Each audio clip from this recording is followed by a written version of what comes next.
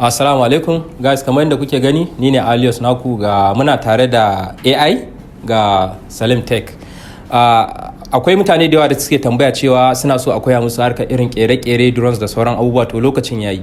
Duk wanda yake da sha'awa zai iya yin comment ya mun magana, zan tura mai namba da zai yi contacting mu, ba wai iya sai drones ba. Irin harkar duk wata software da kake so, bayan ni harkar drone nake amma ga AI wanda artificial intelligence kuna jin sunan kun san gidansa ne, kuma ga Salim wanda muke aikin harkar drones da shi tare, za ku iya tambaya duk abin da kuke so. Okay, kuma kamar yadda kuke gani wannan mun kawo ziyara ne ta kasan Kano zuwa Brand Pigeon domin mu kawo wa shi mai gida da kuke gani ziyara.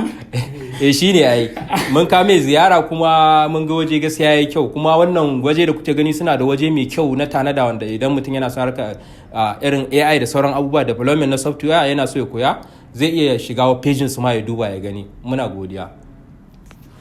Sai pagin za a sa link din pagin a kasan bidiyon nan. Yawa mun gode duka.